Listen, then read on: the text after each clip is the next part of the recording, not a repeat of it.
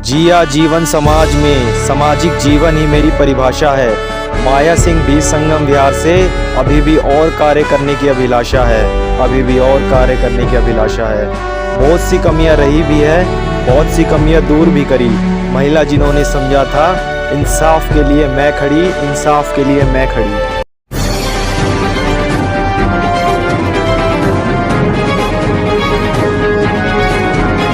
जय हिंद। आप सभी देशवासियों को यूटी हिंदुस्तान की तरफ से रंजित सिंह राजपूत का नमस्कार।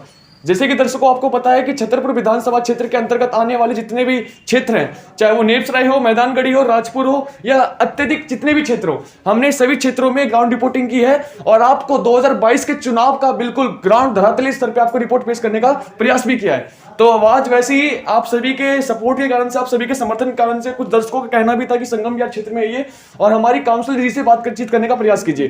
तो आपके कहने पे आज हम संगम विहार क्षेत्र में आए हैं और आज हम आए हैं यहाँ पे श्रीमती माया सिंह जी के पास आए, इनसे कुछ बातचीत करेंगे और थोड़ा क्षेत्रीय मुद्दों पर थोड़ा सा ध्यान आकर्षित भी करेंगे। ये हमारे साथ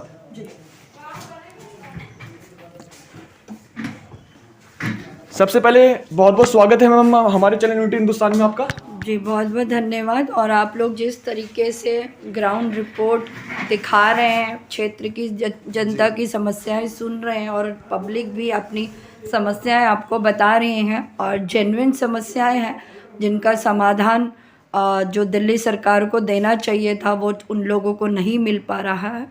तो आप जो भी पूछेंगे मैं ईमानदारी से जवाब दूंगी और सलूशन भी आप लोगों के माध्यम से, आपके चैनल के माध्यम से पब्लिक को भी बताऊंगी कि भाई हम लोगों को क्या क्या समस्याएं आ रही हैं। ठीक है मैम, बातचीत का सिलसिला तो जारी रहेगा। सबसे पहले बताइए कैसी हैं आप? सब कुशल मंगल? मैं सब कुशल मंगल हूँ। आपके चैनल के माध्यम से आप सभी को नववर्ष की शुभकामनाएं देती हूँ। अच्छा मैम, ये बताइए कि आप राजनीतिक में आपको कितने वर्ष हुए अभी?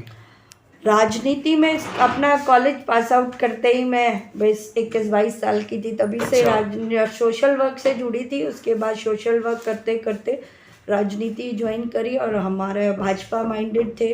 संघ परिवार से, संघ की विचारधारा से प्रेरित होकर हमने भाजपा ज्वाइन करी थी और भाजपा में रहकर भी एक भावना, सोशल वर्कर की जो भावना होती है समाज के लिए कुछ करने की, उसी भावना के साथ आज भी हूँ और आगे भी रहूंगी। मैम एक्चुअली ये क्वेश्चन ये भी था कि जैसे कि नेता जो होते हैं, कोई व्यक्ति पॉलिटिक्स में आता है दो कारणों से, एक होता है स्वार्थ, एक होता है निस्वार्थ। स्वार्थ का मतलब क्या है कि अपने परिवारों की संपत्ति को और बढ़ाना और आने वाली पीढ़ियों को भोग करवाना उसका। दूसरा निस्वार्थ का मतलब होता है कि समाज के प्रति अपना समर्पण करना। तो आपका एक ना एक उद्देश्य होगा कि राजनीतिक में आने का कोई ना कोई तो उद्देश्य होगा आपका। देखिए मैं तो यही कहूँगी, कोई ये नहीं कहेगा कि वो राजनीति में पैसा कमाने के लिए आया, हर कोई यही कहेगा कि मैं समाज सेवा के लिए आई हूँ। मैं समाज सेवा के लिए आई हूँ क्योंकि मैं पिछले 20 साल से समाज सेवा से जुड़ी हूँ और एक भावना लोगों के लिए, संगम विहार अपने क्षेत्र के लिए कुछ करने की है। तो संगम विहार का पार्षद अपना भला नहीं कर सकता लेकिन जनता का भला कर सकता है, वो मैंने साबित करके दिखाया है। एक 30 साल पुराना जो बांध रोड पे डंपिंग यार्ड बना हुआ था, बहुत बड़ी स्थिति थी। मेरे से पहले भी कई सारे पार्षद यहाँ पे रहे लेकिन उन्होंने से किसी ने हिम्मत नहीं दिखाई कि संगम विहार देवली विधानसभा में कोई कूड़ा घर नहीं था। अच्छा। जमीन हमारे पास एमसीडी की यहाँ पे 1 इंच जगह नहीं है। हमारे एमसीडी के कर्मचारी है वो भी मंदिर में हम लोगों ने रिक्वेस्ट करके, जहाँ पे हाजिरी लगती है, एमसीडी का यहाँ पे ना कार्यालय है ना एमसीडी की कोई जगह है, यहाँ कर्मचारियों की हाजिरी लगाने तक के लिए जगह नहीं थी, जो हमने व्यवस्था स्थल मंदिर के अंदर करवा रखी है। उसके बाद हमने जगह अलाउड करवाई, कूड़ेदान की व्यवस्था प्रॉपर, आपने देखा होगा जब आए होंगे बांध पे, वो हमने ही कूड़ादान बनाया। आज तक 30 साल में जब से एमसीडी बनी थी किसी पार्षद ने एफर्ट्स नहीं लगाए थे। कूड़े घर बनाया, हज़ारों लाखों टन वहाँ से बांध रोड से। अगर आप पीछे इस बांध रोड पे संगम विहार में कभी आए होंगे तो आपके पास स्थिति होगी। मेरे बोर्ड भी लगे हुए हैं, कुछ यहाँ की जो संस्थाएं उन्होंने बोर्ड लगाए हैं, जो पुरानी स्थिति थी उसका भी एक फोटो आपको उसमें दिखने को मिल जाएगा। विपक्ष पार्टी को कहना है कि आप सब जितने बीजेपी कार्यकर्ता होते हैं वो क्या है कि प्रचार में अपना ज्यादा मतलब पैसा, विज्ञापन। देखिए ये आप लोगों को दिख रहा होगा, वो प्रचार हमारे ना तो किसी भाजपा ने लगाया है, वो यहाँ की जो लोकल संस्थाएं जो इस एरिया में काम कर रही हैं उन लोगों ने अपनी तरफ से वो होर्डिंग लगा रखा है, उसमें ना तो मेरा पैसा लगा है ना हमारे किसी कार्यकर्ता का पैसा है, और डोर टू डोर वो खुद ही हैंडबिल लगा के बांट रहे हैं, हैंडबिल छपवा रहे हैं, अपने पैसों से छपवा के बांट रहे हैं। क्योंकि आज तक जो स्थिति थी बांध रोड पे, जब आग लग जाती थी 10-10 दिन तक वहाँ पे ऐसी स्थिति होती थी, 6 लोगों की, दुर्गा विहार सामने जो एरिया पड़ता है वहाँ 6 लोगों की मृत्यु हो गई, दमा हो गया था। और ऐसा गंदा धुआं वहाँ से उसके नीचे से वो निकलता था, गैस निकलती थी, वो 10-10 दिन तक नहीं बुझती थी। कई गाड़ियाँ वहाँ पे फायर की आ जाती थी।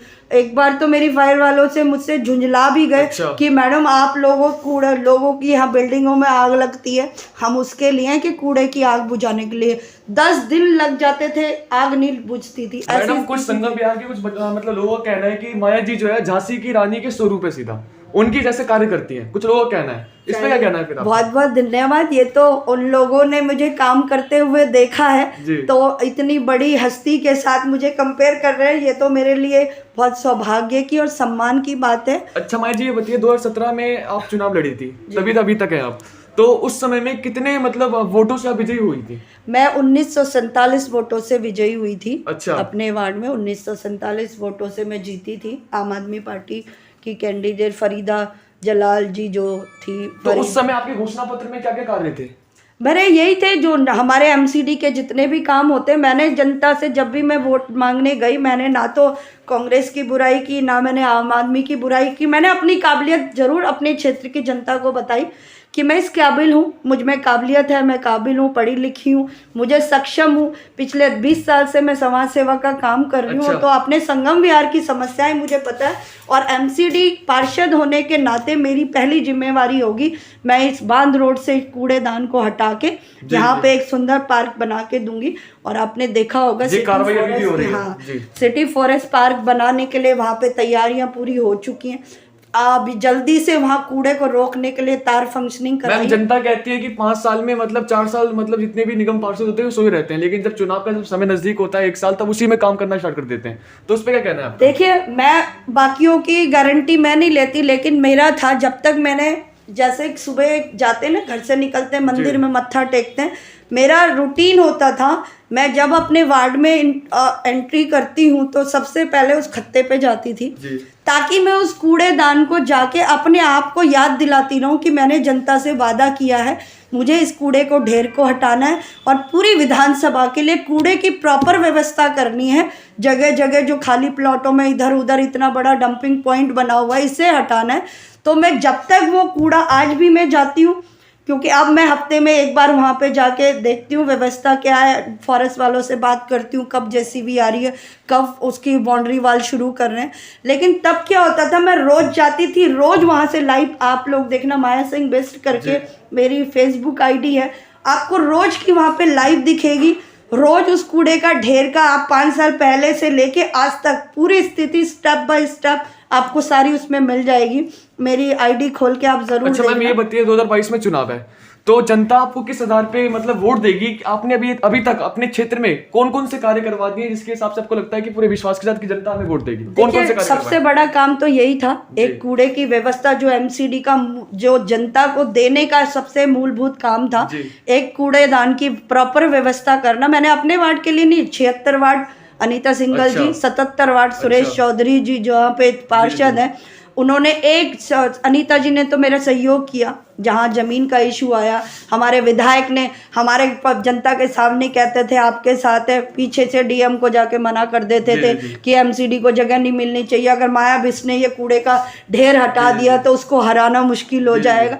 तो ये सारी जो राजनीतिक उठापटक थी, बहुत तकलीफ हुई मुझे, और बहुत इस लेवल पे डीएम तक से मुझे झगड़ा करना पड़ा इस जमीन को लेने के लिए, जो कूड़ेदान क्षेत्रवासी कहते हैं आप झांसी की रानी हो। जी जरूर, क्योंकि जब यहाँ पे फॉरेस्ट वाले बाउंड्री करने आए तो देवली गांव के ही कुछ लोग आ गए कि हमारी जमीन है, और सरकारी जमीन पे वो लोग कब्जा करके कूड़ेदान बना के इतना बड़ा डंपिंग पॉइंट बना के, सिर्फ उनका यही मकसद था कि उस ज़मीन पे कब्जा किया जाए, और मैंने उनको ऐसा नहीं होने दिया। लाइव चल रहा था, मैं खत्ते पे थी, तो वहीं लाइव ही वो लोग लड़ने आए, आप देखोगे आप, वो भी मेरे लाइव में होगा कि किसने बदतमीजी से उन्होंने बात की, और मैंने उनको वहाँ से फॉरेस्ट आई, फॉरेस्ट की सारी फोर्स आई, थाने से एसएचओ खुद उठ के आए, डीएम अंकिता चक्रवर्ती जी ने बहुत बड़ा सहयोग दिया उसमें कि भाई हम इतना बड़ा काम कर रहे हैं, तो उन्होंने बहुत सहयोग किया। उससे पहले हमारी निधि श्रीवास्तव जी डीएम थी, जिनकी वजह से वो जगह हम लोग को मिल पाई। लेकिन जब अमजद टाक जी थे, अमजद टाक जी जरा हमारे विधायक के भक्त थे, तो उन्होंने 3.5 साल मेरे बर्बाद किए और उस ज़मीन के लिए मुझे 3.5 साल लग गए उस ज़मीन को लेने के लिए। अगर वो ज़मीन मुझे पहले मिल जाती तो शायद मैं और जल्दी ये काम करवा पाती, लेकिन फिर भी टाइमली जितना मैं कर सकती थी मैंने किया और अपनी काबिलियत और अपनी ताकत से बढ़कर किया, क्योंकि वो ज़मीन हमारी नहीं थी, डिपार्टमेंट हमारा एमसीडी का नहीं था। पहले रेवेन्यू के पास ज़मीन थी, उसके बाद ये फॉरेस्ट के वो चली गई, फॉरेस्ट और डीडीए के पास चली गई। और इतना आप सोचिए, जो डिपार्टमेंट दिल्ली सरकार का था, मैंने उस डिपार्टमेंट से लड़के ये सारा काम कराया। एमसीडी का फंड वहाँ नहीं लग सकता था क्योंकि एमसीडी की जगह ही नहीं थी, हमारे एमसीडी के अधिकारी मना कर देते थे। लेकिन मैंने भी, कहते हैं ना, जहाँ चाह होती है राह अपने आप मिल जाती है। और जब मैंने जनता के हित के लिए सोचा तो मुझे कामयाबी मिली। और दूसरा, आपने एक पॉइंट पूछा था कि लोग राजनीति में अपने परिवार की संपत्ति को बढ़ाने के लिए आते हैं। देखिए, मेरा आप देखेंगे आज भी, अगर मेरा अकाउंट चेक करेंगे, 2 अकाउंट है, एक अकाउंट में मेरे 17,000 रुपये और दूसरे में शायद 30 या 35,000 रुपये होंगे।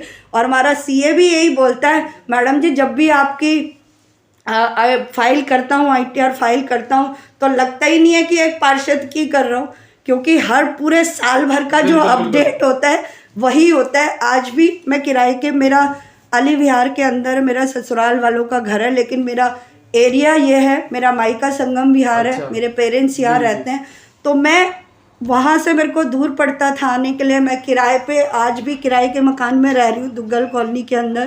किराए का वो जो मेरा वहाँ से किराया आता है मैं यहाँ दे देती हूँ, क्योंकि मेरा समय बचता है। अच्छा, कभी कभार ऐसा होता है मैम कि मतलब कोई आपको कहता है, टोन कसता है एक प्रकार से कि महिला है, ये क्या कर पाएगी समाज के लिए, क्या देखिए, बहुत लोगों को लगा स्टार्टिंग में, लगा कि भाई ये महिला है और अकेली। मेरे 2-2.5 साल हो गए, मेरे हस्बैंड की भी डेथ हो गई, उनको ब्रेन हेमरेज हो गया था।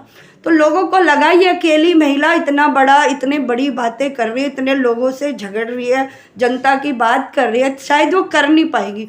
जिस टाइम मैंने जनता, मेरा पिछले साल मेरा बर्थडे था 20 नवंबर को, तो वहाँ के RWA के लोग आए, बहन जी आपको मुबारकबाद देने आ रहे हैं और झोली फैला के आपसे रिक्वेस्ट करने आ रहे हैं। हमारी ज़िंदगी नर्क हो रखी है उस कूड़ेदान की वजह से, हम अपने रिश्तेदारों को नहीं बुला पा रहे हैं, हमें कोई अपनी बेटी देने के लिए, बहू बनाने के लिए, हमारे बच्चों की शादियां करने के लिए तैयार नहीं है, क्योंकि वो पूरा रोड तक कूड़ा आ जाता है। संगम बिहार की एक समस्या है कूड़े की मैम, साथ साथ में एक समस्या और भी है, सड़कों की भी है और जल के भराव की भी, तो इस पर क्या कहना है? देखिए, जल भराव तो जब इतने साल जब संगम बिहार बसा था, आबादी कम थी, लेकिन जो विजय जौली जी हमारे विधायक थे, हमारे भाजपा के, उनके टाइम पे बनी हुई थोड़ी सी जो नालियां हैं उसी से काम चल रहा है। कोई नया कंस्ट्रक्शन नहीं किया, नई नालियां नहीं बनाई। और अनऑथराइज कॉलोनी एमसीडी इसमें फंड लगा नहीं सकती, काम कर नहीं सकती।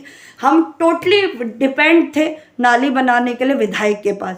विधायक ने जब नहीं सुना तो मैंने खुद जाके DSI DC और फ्लड डिपार्टमेंट से रिक्वेस्ट करी, जिसके बाद उन लोगों को जब क्षेत्र की जनता बार बार बोला तो उन्होंने बड़ा नाला बनाना शुरू करा। उससे पहले यहाँ पे पूरे में पानी भरा रहता था, नॉर्मली भी महीनों पानी होता था। JCB मंगा के उस पूरे 20 साल पुराने सीवर को जब हमने खोदा, तोड़ा, तो पता चला कि वहाँ पे 20 साल में उस नाले को किसी ने साफ ही नहीं किया था। ओपन कर दिया था, पानी जाने लगा। और फिर हमारे विधायक साहब ने जो नाला बनाने का था, फ्लड वाले बना रहे थे, उस फ्लड के नाले को जो 1.5 साल में पूरा होना था वो 4 साल लगा दिए। वो भी, उसके लिए भी क्षेत्र की जनता के साथ मुझे एक्शन के ऑफिस में प्रदर्शन करना पड़ा। अब वो काम कंप्लीट होने वाला है, थोड़ा सा बचा है, जिसकी वजह से ये बुध बाजार वाले रोड में कह रहे हैं, अभी आपके आने से पहले मेरी यही से बात हो रही थी, वो कह रहे हैं कि 15 से 20 दिन में, ज़्यादा से ज़्यादा 1 महीने में कंप्लीट करके दे देंगे, ये परमानेंट समस्या खत्म हो जाएगी। अच्छा माया जी, मैम अपने कार्यों को पूरी ईमानदारी से करते रहिए, यूनिटी हिंदुस्तान का समर्थन आपके साथ बना रहेगा। और ये मैं आप दर्शकों, आपको जैसे कि पता है कि हम हर एक क्षेत्र का भ्रमण कर रहे हैं और आपको ग्राउंड रिपोर्टिंग दिखाने का प्रयास कर रहे हैं। यदि क्षेत्र में कोई भी समस्या है, चाहे वो सड़क की हो, चाहे शिक्षा की हो, स्वास्थ्य की हो, हम उसके खिलाफ आवाज उठाते हैं। हम उन मीडिया वालों में से नहीं है जो बिकाऊ हैं, हम बिल्कुल आपको ग्राउंड रिपोर्ट दिखाने का प्रयास करते हैं। अगर वीडियो अच्छी लगे तो वीडियो को लाइक कीजिए, चैनल पहली बार है तो सब्सक्राइब कीजिए। मिलते हैं एक ऐसी वीडियो के साथ। जय हिंद, जय भारत।